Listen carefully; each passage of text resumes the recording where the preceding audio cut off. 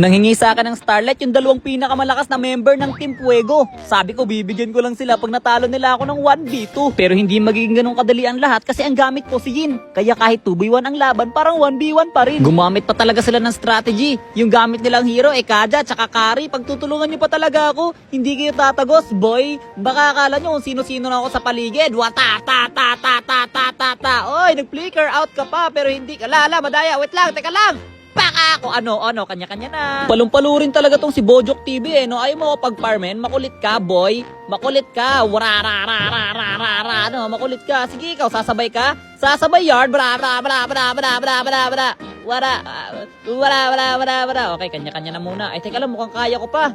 Kaya pata, Black Flash! Grabe, what a killing spree! Hindi na ako nag-bother mag-isip ng strategy, pare, kasi ang kailangan ko lang gawin, kunin ang isa sa kanila, tapos patayin sa loob, tapos patayin yung nasa labas. Normalit ko pa siya dito. Ang problema, mamamatay na ako sa ginawa ko, kaya ayun, kanya-kanya na. Parang medyo sumasakit na pala dito si Bunny Gaming ano boy?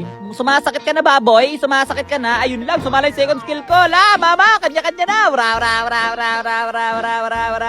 Sakit, ayoko na muna. Bye, have a great time. Diyan na muna kayo sa dulo ng walang hanggan mga kaibigan. Ayun lang. Palumpalo talaga sila. Ini-invadean pa talaga nila ako ng blue buff. Sige, may karma yan. Ito yung karma na tinutukoy ko. Pak, ulti, sabay, Wata, nagdash ka kaagad. Bakit nagdash ka ng maaga, boy? Bunny Gaming, Bojok TV. Tatakbo ka, Bojok TV. Sige, Bojok TV, tumakbo ka na doon.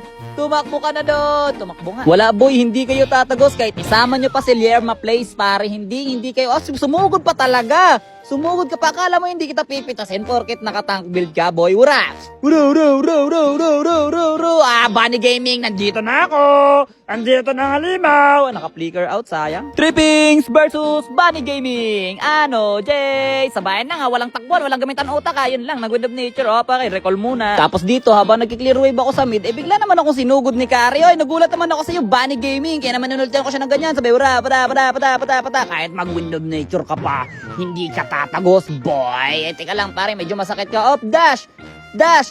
Pakak! Sabay alis na parang nothing happen pero meron pa palang natirang ibon. Kaso nga lang siya ay nakatakas. Pero na-realize nila na nagkamali sila ng poging hinamon kaya naman sumuko na sila. Nag-surrender na ang mga halimaw. Pero syempre, binigyan ko pa rin sila ng Starlight para magmukha ako mabait sa content ko.